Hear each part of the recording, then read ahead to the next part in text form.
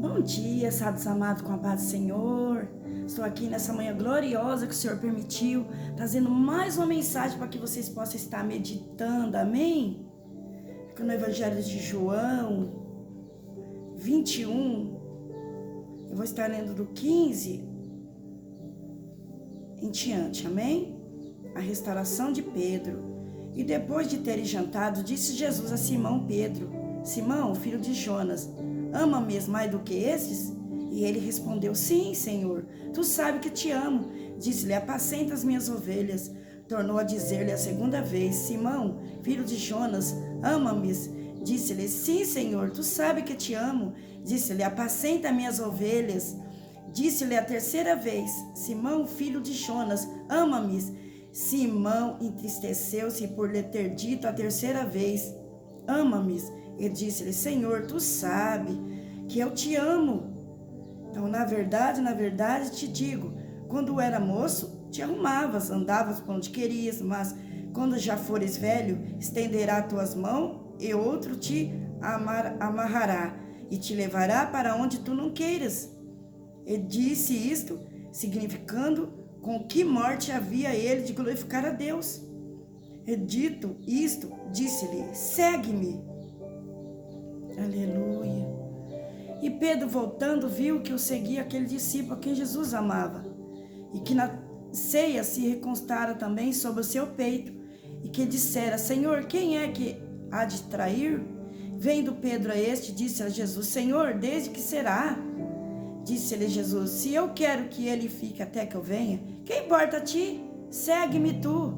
Divulgou, pois, entre os irmãos este dito, que aquele discípulo não havia de morrer. Jesus, porém, não lhe disse que não morreria, mas se eu quero que ele fique até que eu venha, que importa a ti? Este é o discípulo que testifica dessas coisas e a escreveu. Sabemos que o seu testemunho é verdadeiro. Há, porém, ainda muitas outras coisas que Jesus fez, se cada uma das quais fosse escrita, cuido de que ainda o mundo todo poderia conter os livros que escrevesse. Amém? Palavra maravilhosa, meus amados. Eu vou estar explicando aqui do começo, né? Falar a pesca maravilhosa. Foi quando Jesus se manifestou outra vez aos seus discípulos ali, junto ao mar. E ali junto estava Pedro, Tomé, chamado Dídimo, né? E os seus outros discípulos. E Pedro disse que ia pescar. Aí os outros também falaram: eu vou contigo. E eles foram, subiram no barco e foram. E naquela noite eles não apanharam nada. E já sendo de manhã, aparece Jesus na praia, ali onde eles estavam pescando. Mas os discípulos não conheceram que era Jesus. Disse-lhe, pois, Jesus: filhos, tende alguma coisa de comer? Responderam: não. E disse-lhe Jesus ali para eles: lança a rede ao lado direito do barco e achareis. Olha só, irmão, aqui o ato de obediência. Quando Jesus mandaram eles lançar a rede para o lado direito, eles obedeceram e lançaram a rede, pois já não podia tirar pela multidões de peixes. Olha só.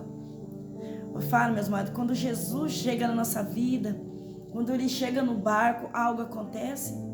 Muitas vezes nós achamos que é o fim, muitas vezes nós queremos desistir, mas aí Jesus entra no cenário e muda a história. Foi o que aconteceu com os discípulos. Ali eles ficaram a noite toda e nada apanharam. Chegaram de manhã seguinte, aparece Jesus. E ali a quantidade daqueles peixes. E ali eles se reuniram. Ali Jesus com os discípulos e comeram. Ali saciaram. Esse é o nosso Jesus maravilhoso. Glória a Deus. E Jesus disse para eles: vinde, comei. E nenhum dos discípulos ousava perguntar-lhe: quem és tu? Sabendo que era o Senhor. Porque ele já tinha certeza que era. Pelo milagre ali que aconteceu, não tinha outra explicação a não ser Jesus.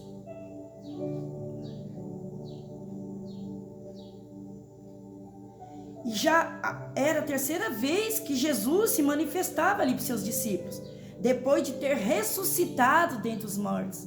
Olha só que Jesus maravilhoso.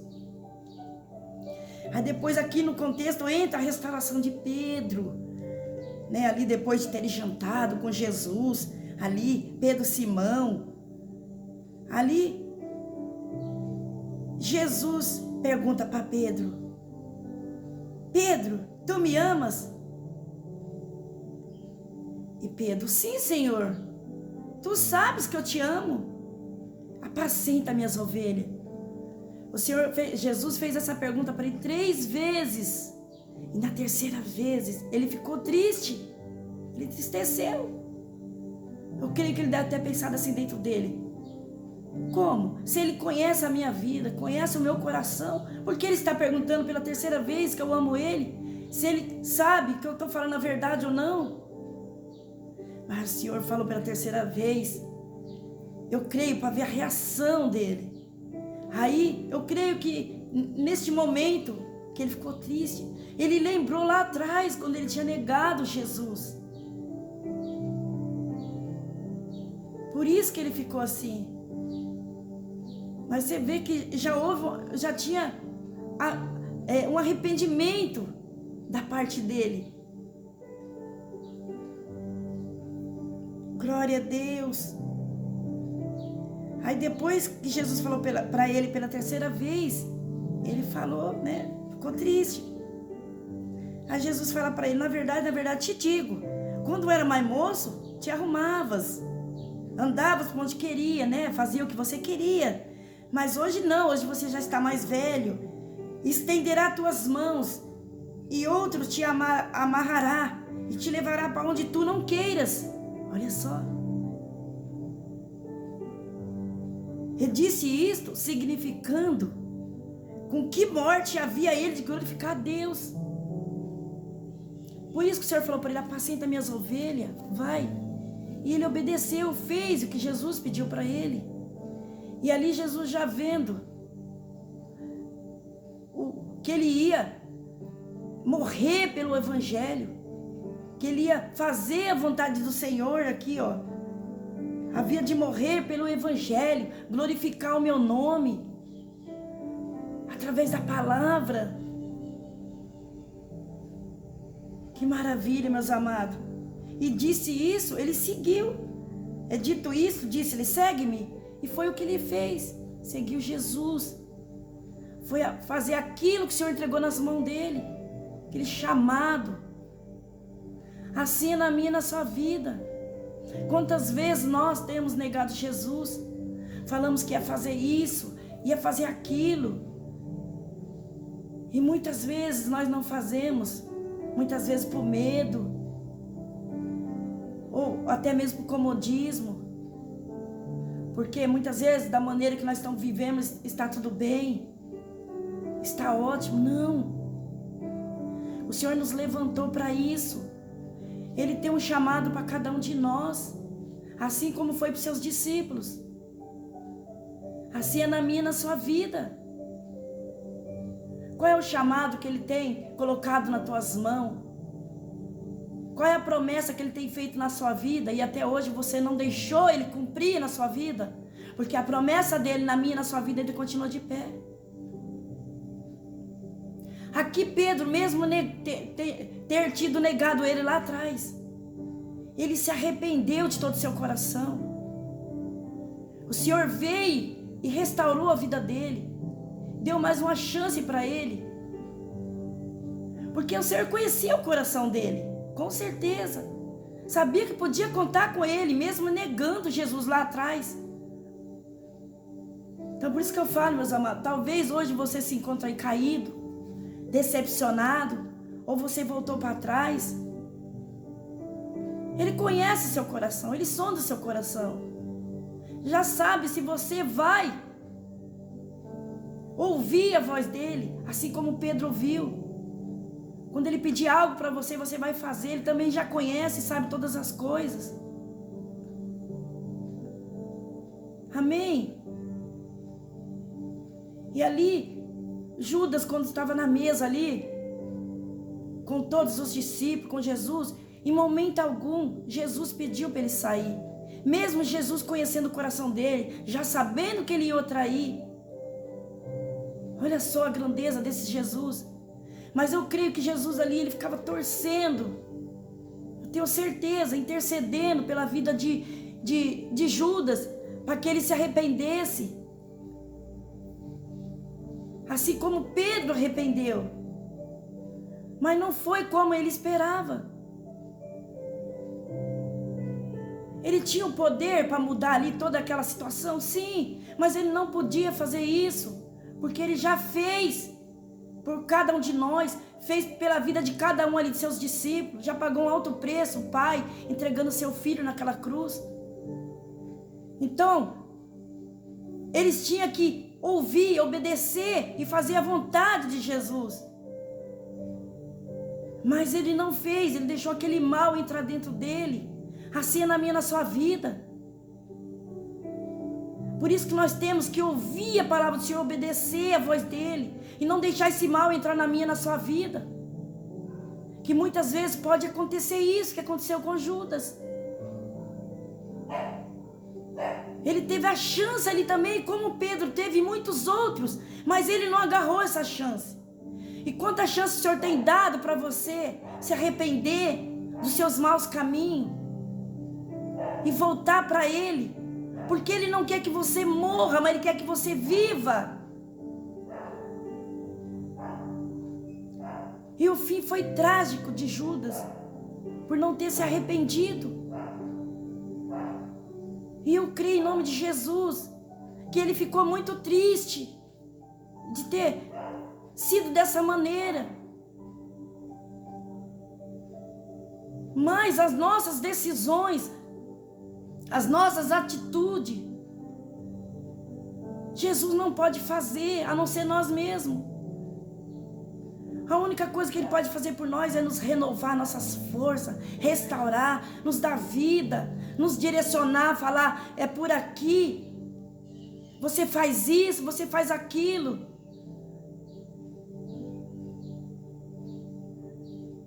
Mas as nossas atitudes, é nós que temos que tomar. Amém? Palavra maravilhosa, meus amados. E aqui, ó, no 25 de João 21, 25, versículo, fala, ó. Há, porém, ainda muitas outras coisas que Jesus fez, se cada uma das quais fosse escrita, cuido que nem ainda o mundo todo poderia conter os livros que escrevesses. Então vocês veem que aqui a palavra está dizendo que Ele fez tantas coisas, tantos milagres, eu creio, maravilhas, cura, que não foram escritas aqui neste livro, porque senão não caberia neste mundo todo. Olha só a grandeza desse Jesus maravilhoso. É isso que Ele quer fazer, um novo na minha e na sua vida. Ele quer escrever uma nova história. A história ainda não acabou. Elas não foram escritas aqui neste livro, porque não caberia. Mas elas vão ser escritas lá diante dele. Vai estar tudo anotado lá, a minha e a sua história. Isso sim é importante na minha e na sua vida. Por isso que fala a história inacabada, porque ela não tem fim. Ela ainda continua sendo escrita. Então Ele quer escrever uma nova história na minha e na sua vida. Mas para isso nós temos que deixar. Nós temos que buscar. Nós temos que perseverar. Assim, seguir Jesus como fez Pedro. Irmão, o arrependimento de Pedro foi tão grande que aqui já tinha, na palavra já falou que ele tinha que a morte dele ia ser crucificado, já tinha sido revelado através de Jesus, que ele ia morrer pelo evangelho, crucificado. Mas o arrependimento dele foi tão grande, tão genuíno, ele não achou digno de morrer como Jesus. Aí crucificaram ele de cabeça para baixo, colocou de cabeça para baixo. Olha só o arrependimento dele. Esse é o nosso Jesus maravilhoso. Por isso que nós não devemos desistir dele, porque ele nunca desistiu de nós. Ele sempre estará conosco até a consumação do século. Basta eu e você seguir Ele, como está dizendo a palavra nesta manhã, e fazer a vontade dEle, que é boa e perfeita e agradável na minha e na sua vida.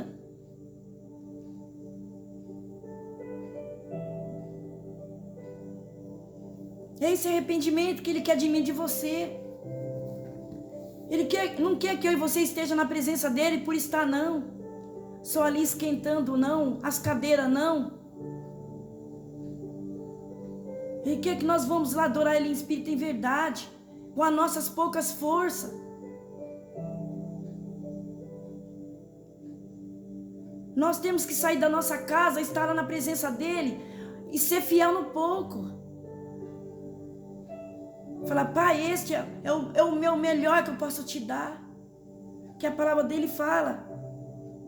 Bem, serva boa e fiel, sobre o pouco foste fiel, sobre o muito te colocarei. Então que eu e você nesta manhã venha ser fiel neste pouco. Mas que esse pouco venha ser o melhor que eu e você podemos oferecer a Ele.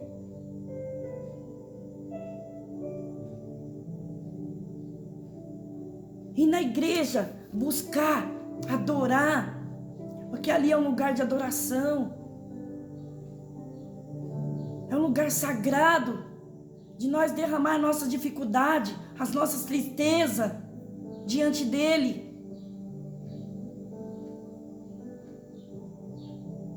E nós temos que sair dali, não é de qualquer jeito, da mesma maneira. Nós temos que sair dali diferente. Porque cada dia nós matamos um gigante da nossa vida.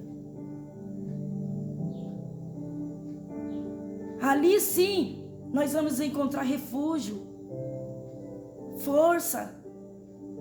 Ali nós vamos conseguir ser melhor. Ali nós vamos conseguir tirar todo o nosso eu, que todos os dias vem dentro de nós.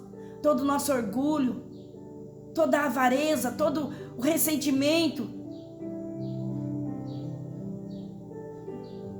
E ali Ele vai derramar todas as qualidades, o fruto do Espírito sobre as nossas vidas, para que nós venhamos ser cada dia mais melhor.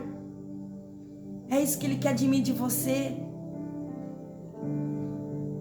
E que nós venhamos obedecer a voz dEle. Que nós venhamos dar crédito na palavra de Deus. Porque o mesmo Deus que continua, que fez maravilhas lá no passado, milagres, cura, continua fazendo no nosso meio hoje. Aí talvez você pergunta, por que não está acontecendo? Assim como foi no passado, por causa da incredulidade do povo. O povo não dá crédito na palavra. E muitos milagres eram impedidos. E trazendo para os nossos dias de hoje acontece a mesma coisa. Muitas vezes por não dar crédito na palavra, por zombar muitas vezes das pessoas. Porque Jesus também foi zombado. Muitos não deram crédito para Ele. E nas nossas vidas não é diferente não. Quantos não têm dado crédito na sua palavra? Por aqueles que o Senhor levanta para levar o Evangelho. E por isso que não acontecem os milagres, a cura, porque Ele quer fazer. Ele está ali, ó, com as bênçãos para ser derramadas sobre as nossas vidas. Mas aí uma distração nossa, volta tudo para trás. Mas não é culpa dele não, isso é culpa nossa mesmo.